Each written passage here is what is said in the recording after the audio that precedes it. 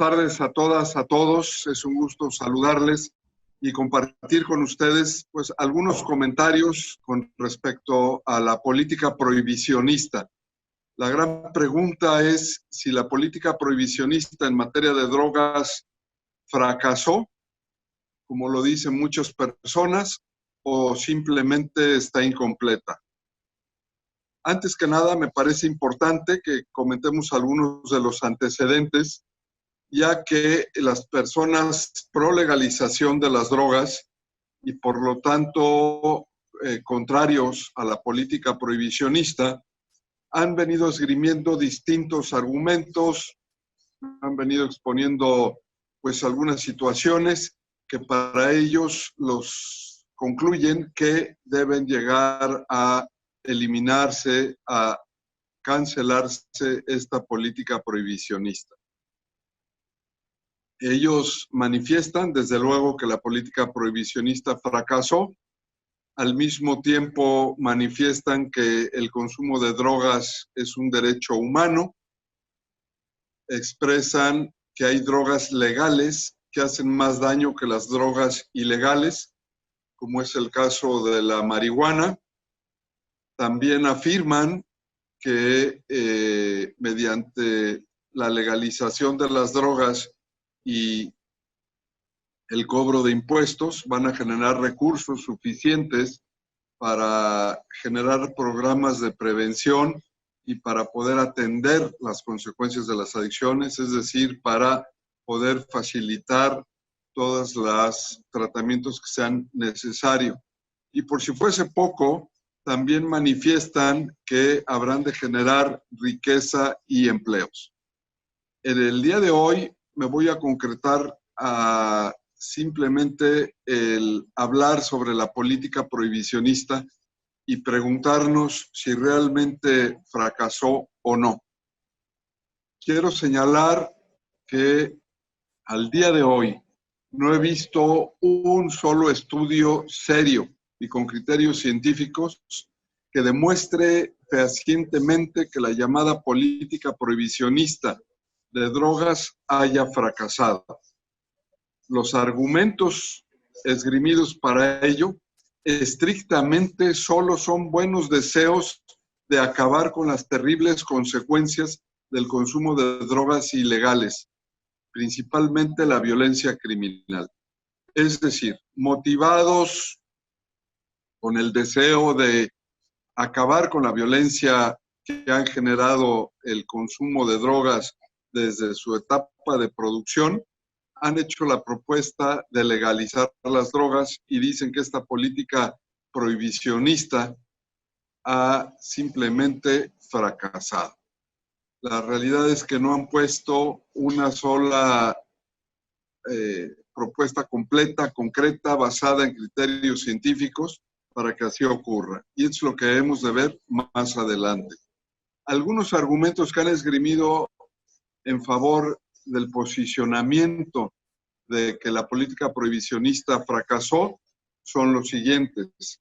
Primero, el número de adictos y consumidores problemáticos ha crecido, que no han desaparecido los consumidores, todo lo contrario, que han aumentado. Segundo, la disponibilidad. Manifiestan que las drogas ilegales están al alcance de cualquier persona, inclusive de un menor de edad, y que a este menor de edad le es más fácil comprar drogas ilegales que legales. Como un ejemplo, les encanta poner el del alcohol y tabaco, como si fuese difícil comprarlo y fuese más fácil comprar alguna otra droga, como pudiese ser la marihuana. Tercero, hablan de un enorme costo social y económico.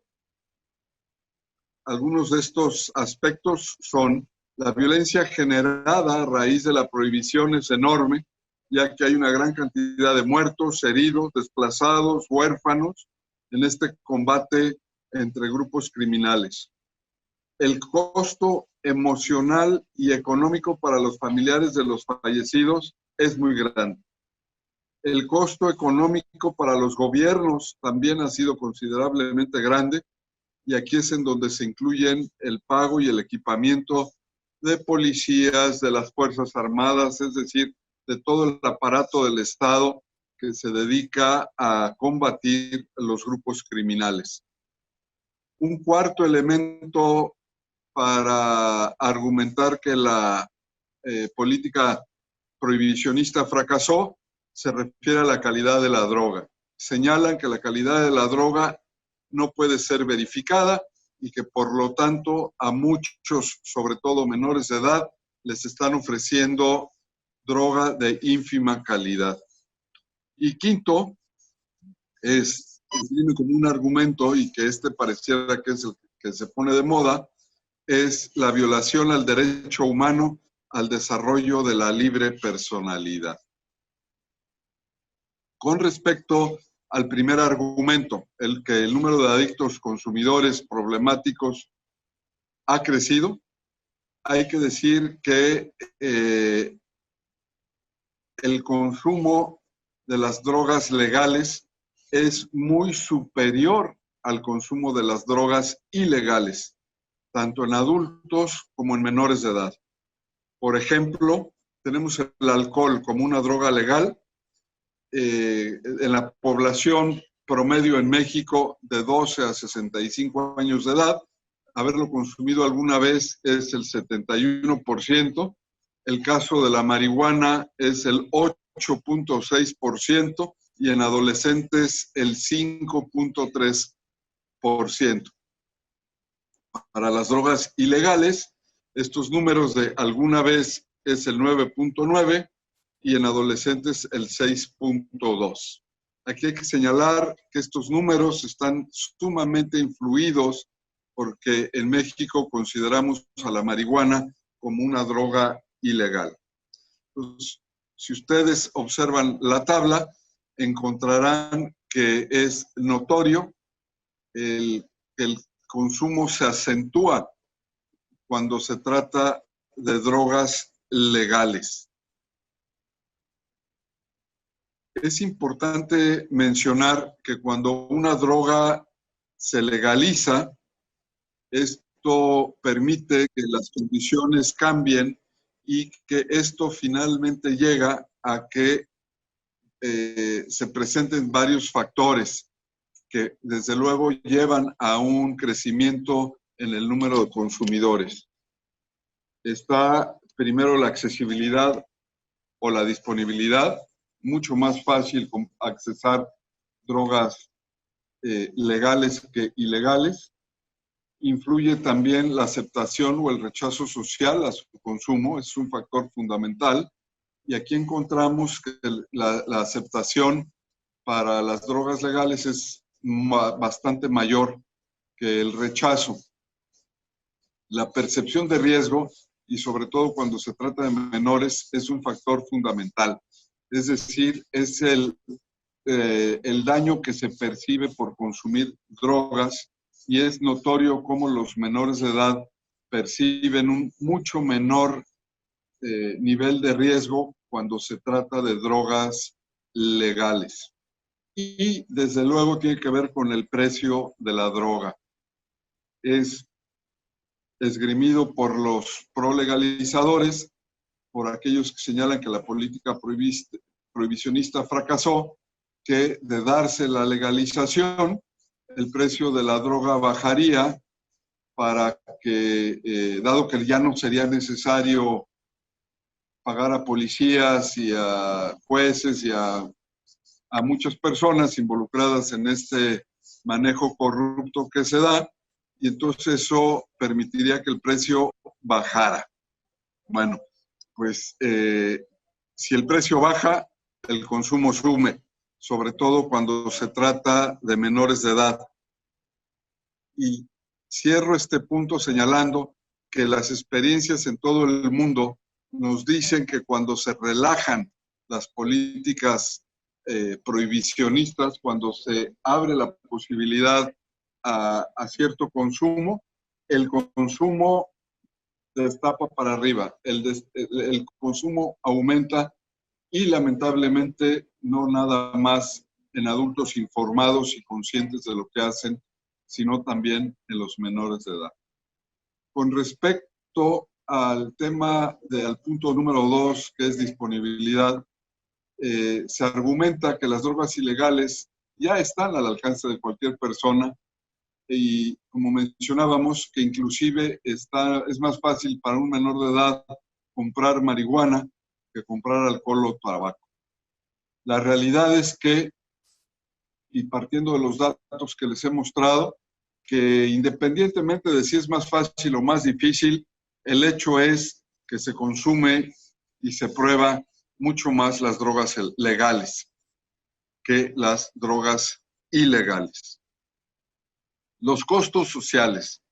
Aquí se argumenta que la violencia criminal generada a raíz de la prohibición es enorme. Insisto, una gran cantidad de muertos, heridos, desplazados, huérfanos. Se menciona que la violencia criminal implica también un enorme costo para las familias desplazadas por la inseguridad. Es algo que hemos visto mucho en nuestro país, en donde ha habido ciudades en donde se han recrudecido estas acciones y esto ha provocado que muchas personas busquen simplemente migrar, es decir, cambiar de ciudad. Esto con el costo que implica. El costo económico también de las oportunidades perdidas es enorme. Se ha detectado que ha habido inversiones que se han frenado por cuestiones de inseguridad. Y finalmente esgrimen como un argumento a favor de que la política prohibicionista fracasó es la enorme cantidad de dinero que los gobiernos tienen que destinar a combatir a los grupos criminales. Los contraargumentos que me parece tenemos que poner sobre la mesa son también varios. Primero, me parece fundamental aceptar que la violencia criminal no va a desaparecer con la legalización de una o más drogas ilegales. Los enfrentamientos entre los grupos criminales se deben a la firme convicción de dichos grupos que están involucrados, que quieren controlar y manejar los territorios, léase las plazas, las ciudades, ya que estas plazas significan mercados y por lo tanto significan utilidades. En otras palabras, la lucha criminal, el enfrentamiento entre grupos criminales por el control de las plazas o el enfrentamiento con las Fuerzas Armadas no va a desaparecer porque se legalicen o no las drogas. De hecho, el tráfico de drogas es una de tantas actividades criminales en la que estos grupos incurren.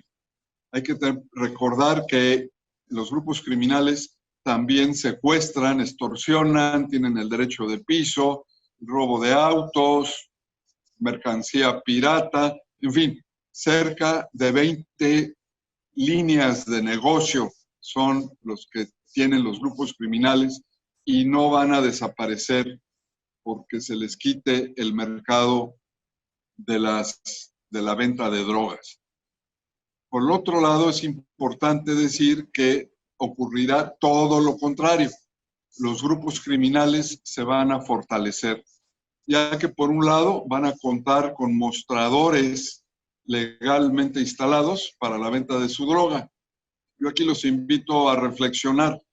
Cuando alguien ponga aquí en México una tienda para vender cualquier droga, así sea marihuana o la que ustedes quieran, seguramente el jefe de la plaza, el jefe criminal de esa ciudad, de esa plaza, se le va a acercar y le va a obligar a vender de la marihuana, de la droga que él comercializa. Y esta persona se va a ver forzada a hacerlo, de lo contrario, pudiesen asesinarla. Entonces, no se nos olvide que esto es una realidad y es muy importante tener presente que también los consumidores, cuando acudan a las tiendas, van a preferir comprar droga ilegal es droga que nosotros llamamos que se vende abajo del mostrador, abajo de la mesa, porque será droga que como no pagará impuestos, es una droga que finalmente saldrá más barata y lo que se vuelve fundamental, no va a quedar registro de quién compró. Y por lo tanto, esto es, pues digámoslo así, se elimina el riesgo del señalamiento a futuro de que alguien pudiese estar consumiendo tanta cantidad de cualquier tipo de droga. Entonces, el consumidor va a procurar no quedar registrado y por lo tanto va a comprar drogas ilegales aún en puntos de venta legales. Por el otro lado, todo, sea como se mencionó, traigo a colación que al crecer el número de consumidores, pues va a crecer el mercado, todavía se volverá más atractivo. Y es importante decir que en todos aquellos países, ciudades o estados en donde ya se ha legalizado el uso recreativo de la marihuana, por poner un ejemplo, el mercado negro, el mercado de los criminales no ha desaparecido.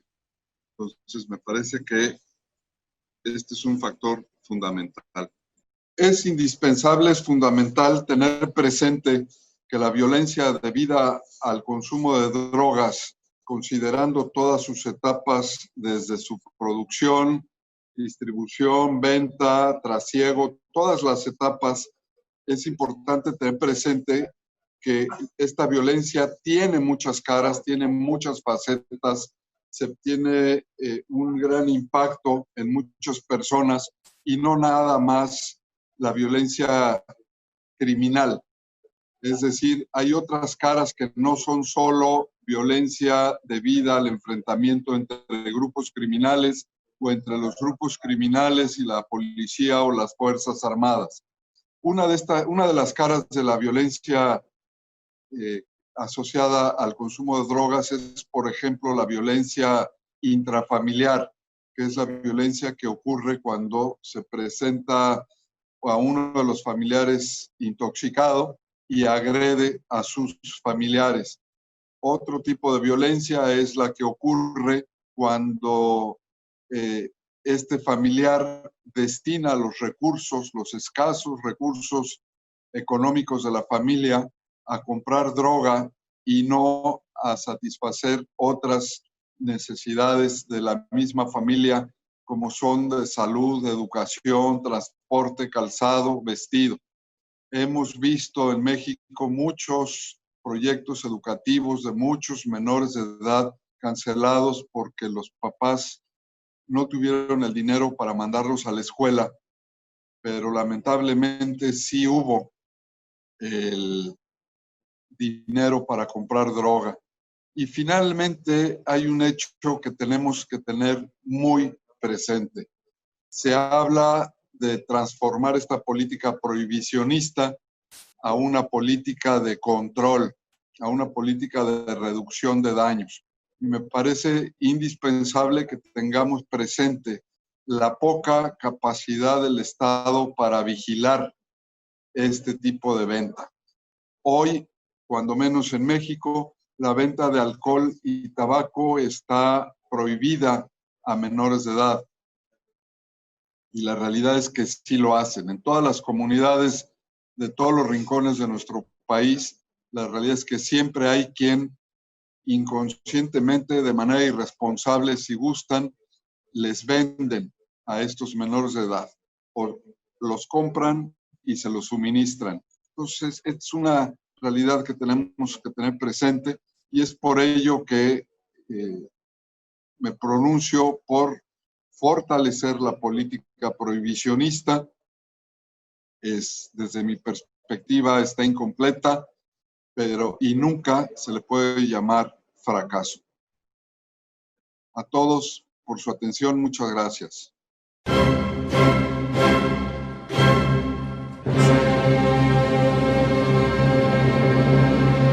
Sou Leonardo Rodrigues, pertenço ao Grupo Espírita Casa da Sopa, em Fortaleza, Brasil, no estado do Ceará.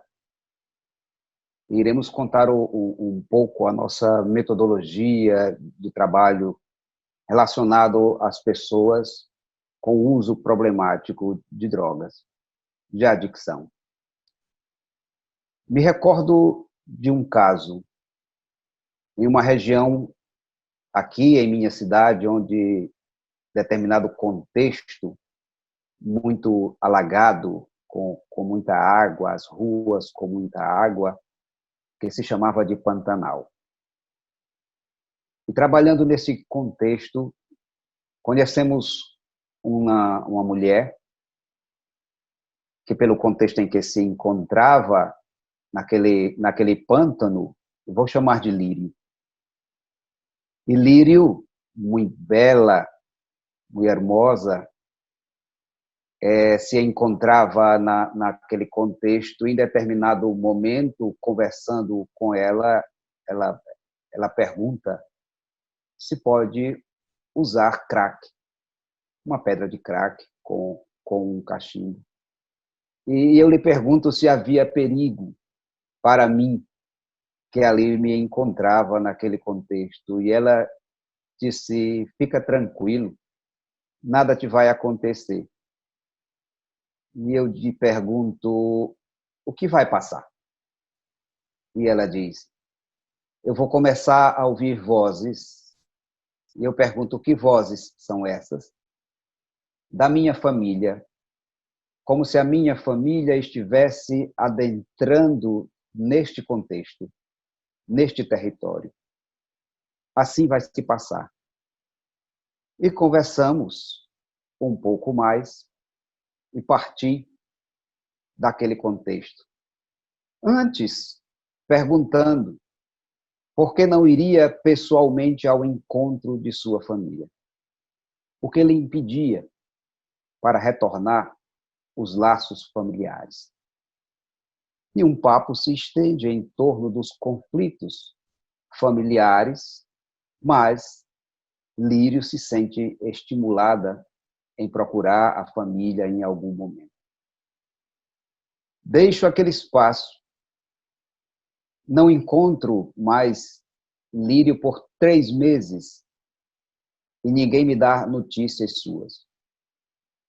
Uma outra vez, passeando na cidade, cerca de 3, 4 meses depois deste encontro, eis que Lírio aparece em uma praça da minha cidade. Bem vestida, maquiada, mais bela ainda. E pergunto o que houve, por que desapareceu daquele contexto do Pantanal. E ela diz: estou em casa.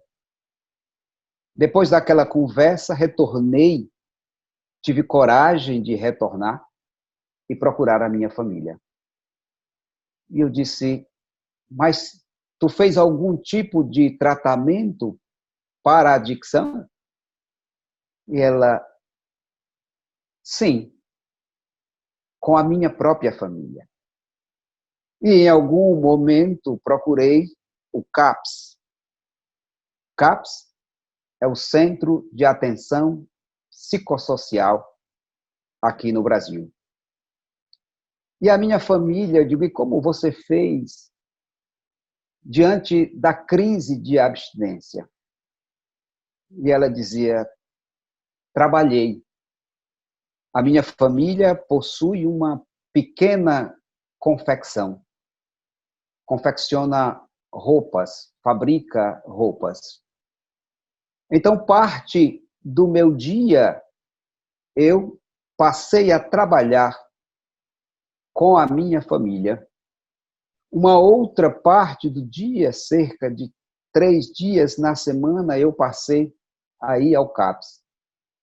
Mas também passei aí à pizzaria, passei aí à praça, passei aí a ver o jogo de futebol e fazer coisas com os meus familiares e os meus amigos que há muito tempo eu não fazia. Essa é uma história real que dá para visualizarmos um pouco da nossa metodologia de trabalho, que começa a partir do vínculo, do processo de vinculação. Estudamos e aplicamos no Grupo Espírita Casa da Sopa o tratamento comunitário. E o tratamento comunitário prima no contexto do uso problemático de drogas por descobrir e por incentivar as relações das pessoas, usando a comunidade como os recursos prioritários para o processo de tratamento. Esse caso pode ser narrado como um tratamento comunitário natural. Começamos por um processo de vínculo, neste caso entre eu e Iris, sem nenhum processo de condenação, sem nenhuma observação mais agravante sobre a sua condição naquele instante com relação ao uso problemático de droga, o que facilita um processo de confiança e um processo de vinculação que, em seu caso, se estendeu até hoje. O processo do vínculo me permite também conhecer os seus outros vínculos, a sua rede de apoio. Que naquele instante, daquele contexto do Pantanal, era uma rede fragilizada e rompida com os vínculos familiares e os vínculos da amizade que se encontravam em outro contexto que não aquele do qual ela participava. Saindo daquele contexto, Iris cria um processo de tratamento que é mais ou menos o processo de tratamento em que nos propomos usando a metodologia do tratamento comunitário. Usar os contextos da comunidade como recurso. No seu caso, um centro psicossocial, em que ela visitava ao longo de um período do dia sem precisar ficar internada. O dispositivo familiar e o dispositivo dos amigos como relações de proteção, que a acolheram apesar do seu processo, apesar do seu afastamento e do seu desligamento. Então, essa rede de amizade, essa rede familiar é importante para esse processo de acolhimento e está entre os dispositivos de análise do tratamento comunitário. Após esse processo, o trabalho e a ocupação como um processo de ocupação laboral, terapêutica, mas também como um impulso para que a pessoa retorne ao seu processo produtivo e retome as condições de manter-se por si mesma. Então, neste caso, encontra-se presente todos os dispositivos com os quais nós procuramos trabalhar. A comunidade aberta como um campo prioritário para os processos terapêuticos. É na comunidade, essa comunidade vista nesse contexto aberto que possui todos os recursos disponíveis para que o indivíduo possa ressignificar as suas relações. Visto que a relação com a droga é mais uma relação entre tantas outras relações que é possível no contexto familiar.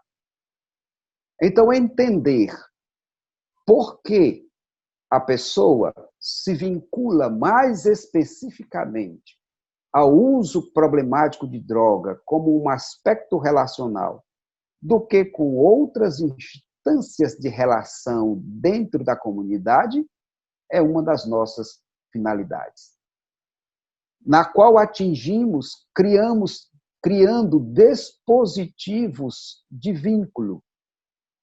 Não adentramos na comunidade para propor uma mudança estrutural ou uma mudança de comportamento das pessoas. Entramos nas comunidades para nos vincular às pessoas. E a partir do momento dessa vinculação, passamos a entender a rede da pessoa e as redes comunitárias. Entendendo a rede da pessoa, entendendo os seus recursos pessoais. Entendendo as redes na comunidade, entendendo os recursos da comunidade possíveis para que possamos acionar através daquela pessoa, indicar, encaminhar, propor e, por vezes, dar visibilidade a ela mesma que não os conhece, dado a condição de rompimento com determinadas instâncias sociais da sua própria comunidade. Então, a nossa metodologia de trabalho baseia-se nesse aspecto da relação para que possamos entender a pessoa e os seus contextos comunitários. Na pessoa, olhar para os recursos que possui, não para suas deficiências, não para o que não tem. Procurar o que tem e fazê-la ver que tem muito, que é possuidora de muitos recursos.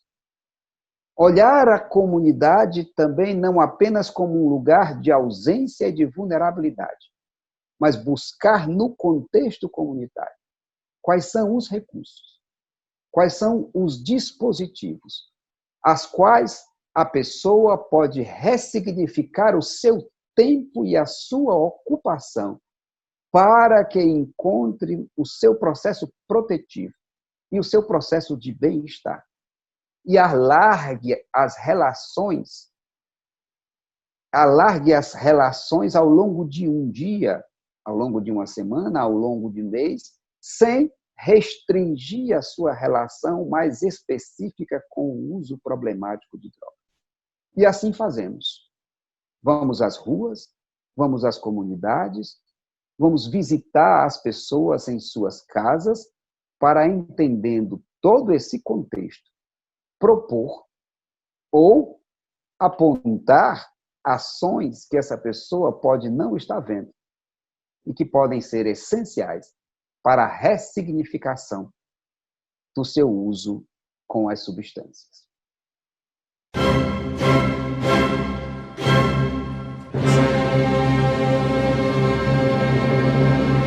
¿Cómo están? Soy Graciela Barreto Castro, yo vivo en Asunción del Paraguay. Asunción es la capital de mi país, es un país chiquito que está ubicado en el corazón de América del Sur, limita con Brasil, con Argentina, con Bolivia, en Sudamérica, y agradezco muchísimo a Nueva Cultura Despierta por esta invitación para poder compartir con ustedes la pregunta que me hicieron, cómo estoy trabajando y desde dónde estoy trabajando en este momento.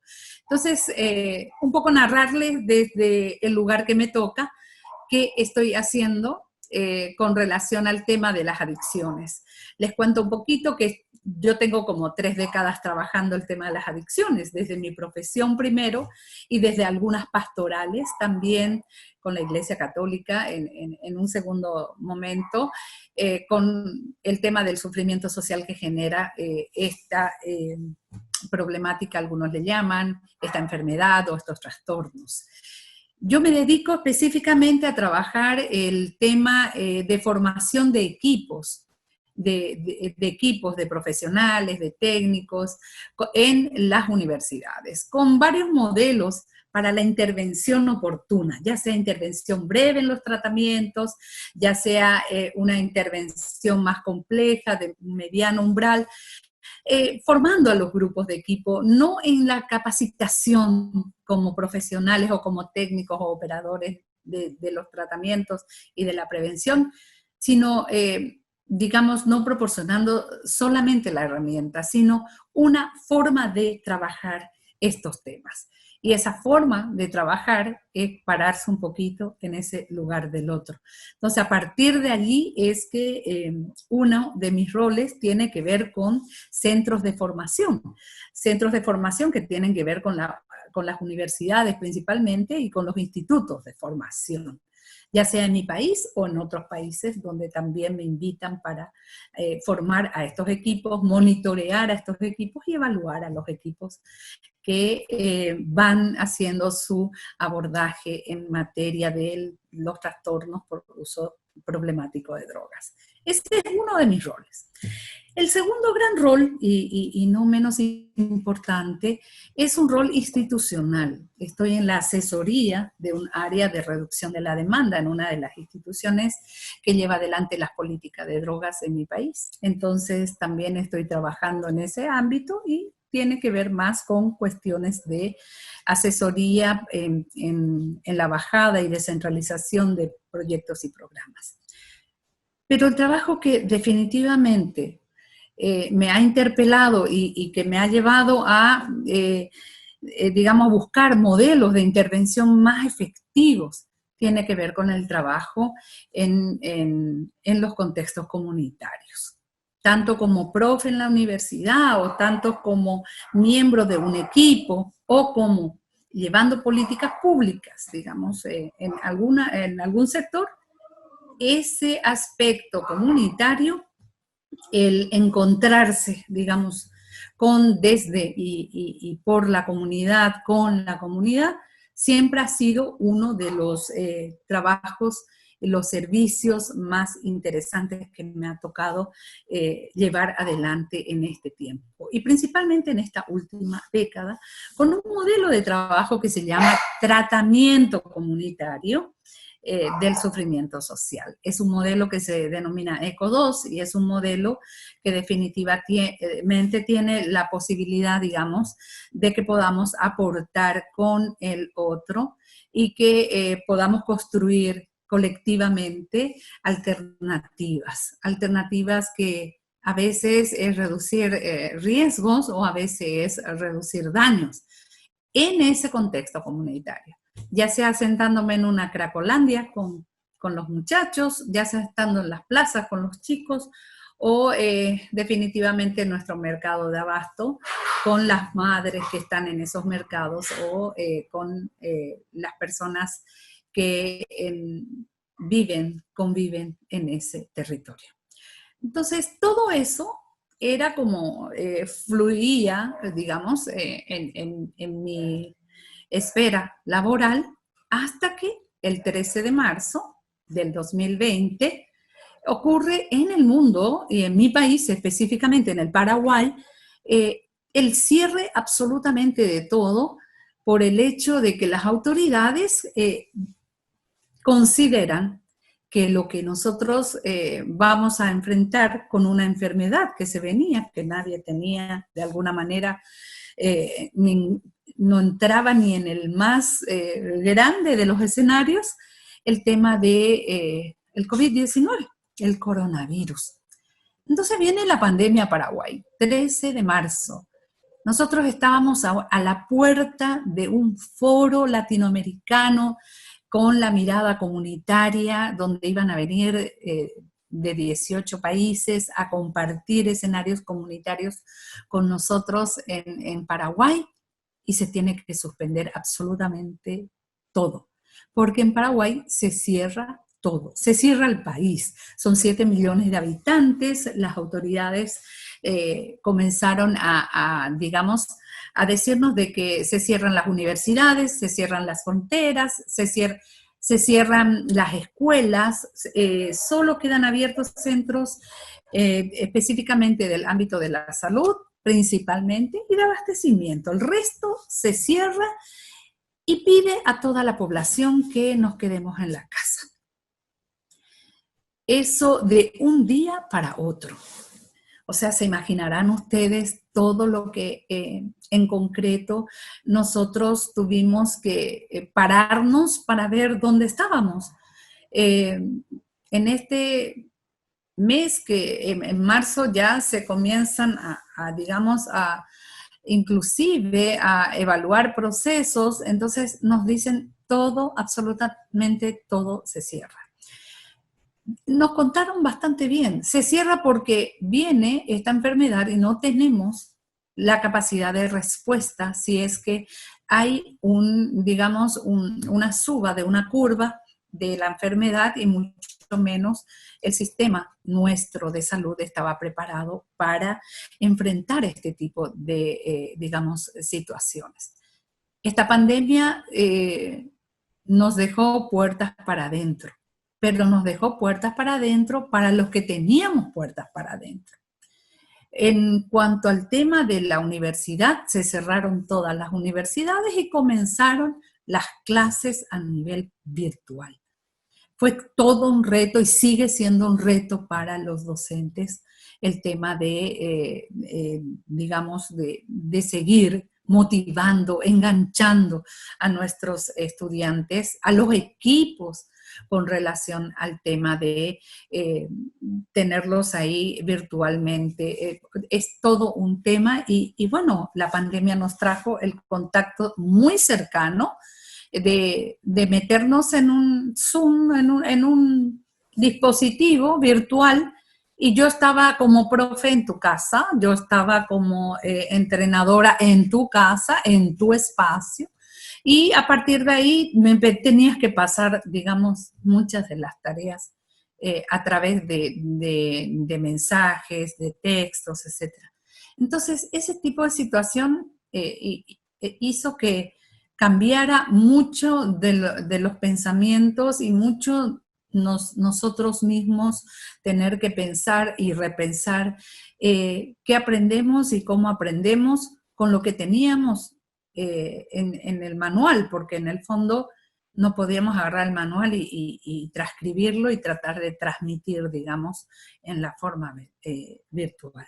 Quedarse en casa para los universitarios y para los jóvenes de la universidad también fue bastante estresante con relación a todo lo que implica quedarse en casa.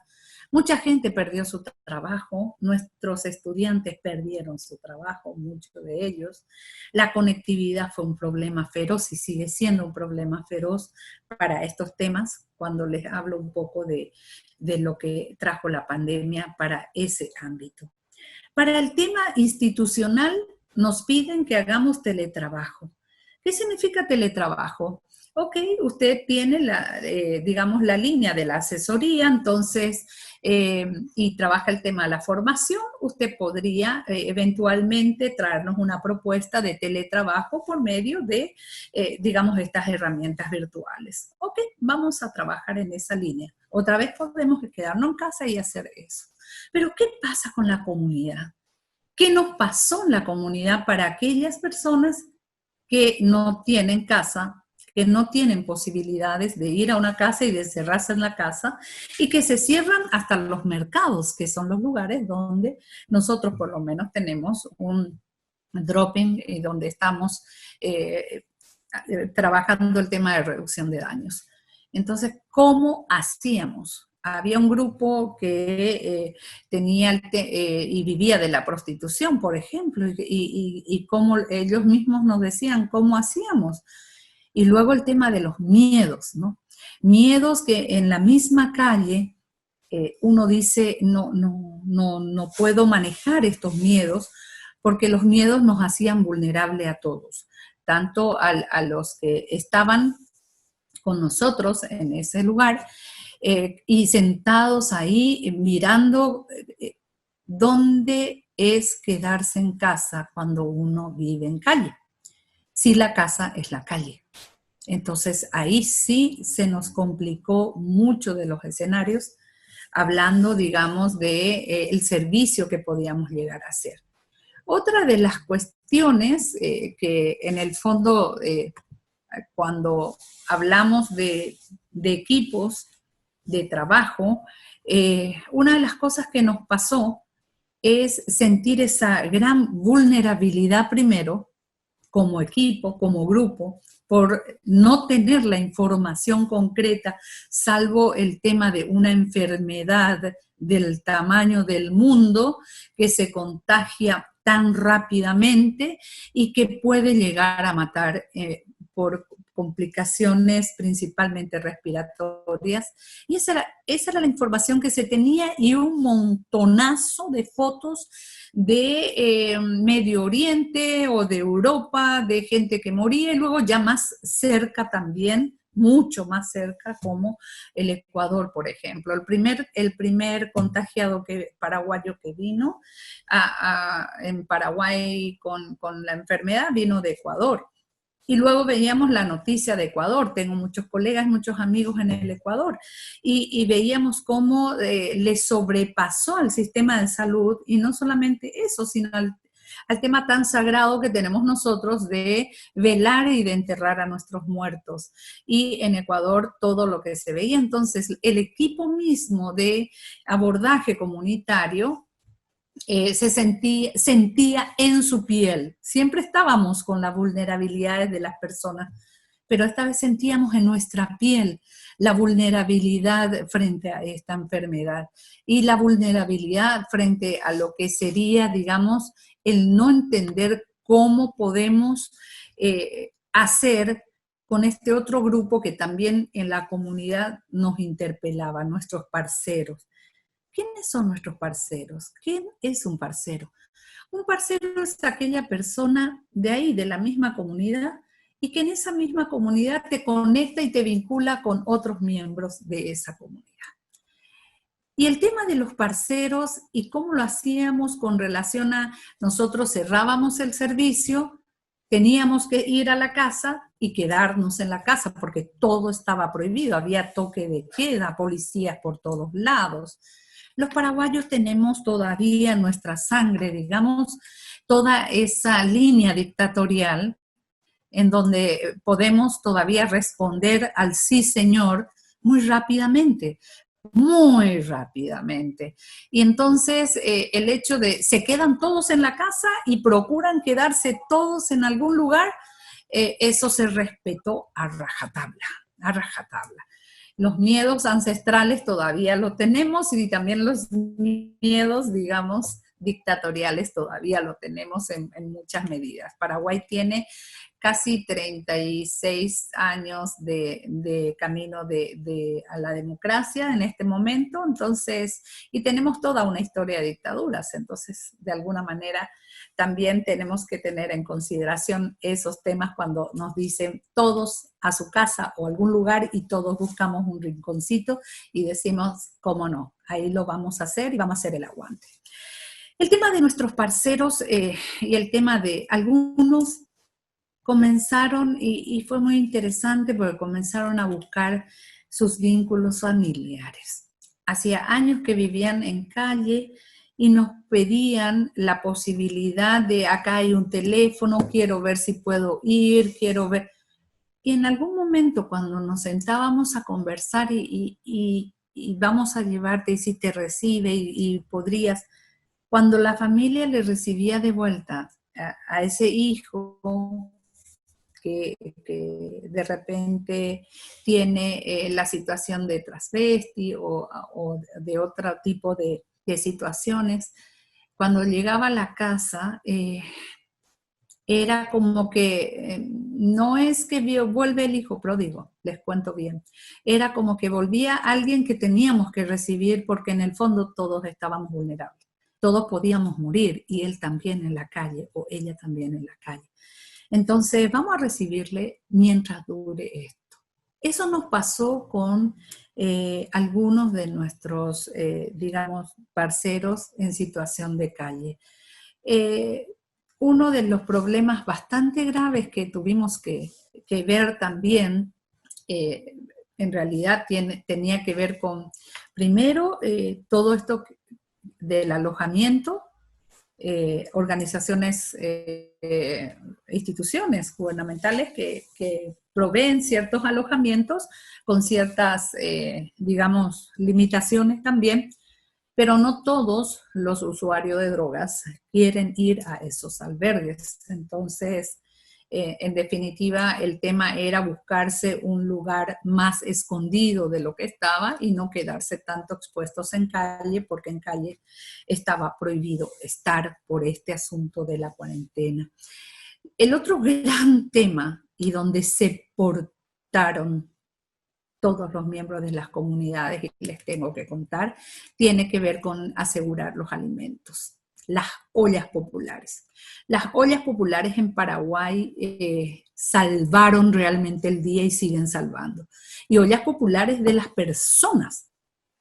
Muy pocas ollas populares realmente tuvieron los fondos para seguir, digamos, construyéndose un escenario en donde podamos decir de que todos tienen las ollas populares garantizadas. Ese es por el otro lado. El otro gran tema que fue muy interesante fue el tema de asegurar la comunicación, principalmente en población de cárcel, donde también se cerró todo, asegurar la comunicación con el otro. Y allí sí, las telefónicas, allí sí el tema de los chats, allí sí el tema de las videollamadas, fueron bastante importantes. Pero cuando hablamos de comunicación también, ese comunicar de lo que pasaba con la pandemia era bastante agresivo. Venía información de todos lados, de fuente cualquiera, o a veces de fuente también, digamos, en donde era importante entender de que podría haber alguna evidencia, pero todo lleno de incertidumbre. Cambiaban al día, se hizo el aguante, nosotros decimos aquí en Paraguay eso, el tema de lo que sería la cuarentena, el aguantarse, el procurar desde donde estábamos, el cuidarnos, el tema de todo lo que implicaba la comunicación de uso de tapabocas, la comunicación del lavado de manos, la comunicación de el cuidar todo el estado emocional de las personas y todo lo que implicaba nuestros héroes de blanco, que eran los que estaban más expuestos, o sea que también estaban en sus hospitales, sin los insumos necesarios. Estaban también los policías que estaban por fuera cuidando. Creció muchísimo la violencia intrafamiliar, no les puedo negar eso. En primera instancia los fiscales también trabajaron muchísimo en esta primera parte. Y estaban los militares que abrieron las puertas de los cuarteles para los albergues, principalmente para personas que venían del extranjero. Nuestros compatriotas que venían del extranjero. Entonces, el tema de seguir conectados fue todo un reto para nuestro país. Y en ese reto, el seguir conectados, lo que puedo ir haciendo como cierre es la gran capacidad en Paraguay que tuvimos de generar redes, de contar con nuestros aliados aquí en la brecha comunitaria, en ese territorio de las personas y por sobre todo seguir contactados. Estamos definitivamente muy enojados con la corrupción de aquellos que lucraron con la pandemia. No les voy a mentir con eso, porque muchos hicimos el esfuerzo. Sin embargo, la fuerza de la comunidad puede discriminar bastante bien también en Paraguay el tema de quién te cuida, cómo nos cuidamos y cómo podemos ir ya separando, digamos, las ideas de tenemos que cuidar también la economía y tenemos que cuidarnos también en esos niveles porque es el fondo de todos. ¿Tenemos crisis? Sí tenemos crisis. ¿Tenemos desempleo? Tenemos desempleo, pero ya lo teníamos. ¿Tenemos jóvenes que no acceden al primer trabajo? Sí lo tenemos, pero ya lo teníamos. Entonces, ante la incertidumbre, ante el sufrimiento y la exclusión que está generando esta pandemia, nosotros estamos respondiendo con redes, con alianzas y con vínculos en donde, desde donde nos toque actuar, poder sostenernos primero y hacerle frente resilientemente a la incertidumbre, que es la gran palabra que tenemos en Paraguay con relación al COVID-19. Es lo que me tocó vivir, es un resumen muy pequeño y espero que en definitiva nos puedan seguir monitoreando para ver cómo salimos de esta. Las hemos luchado, las seguimos luchando y creo que vamos a poder salir con bien. Lo que no queremos es generar muchas cicatrices.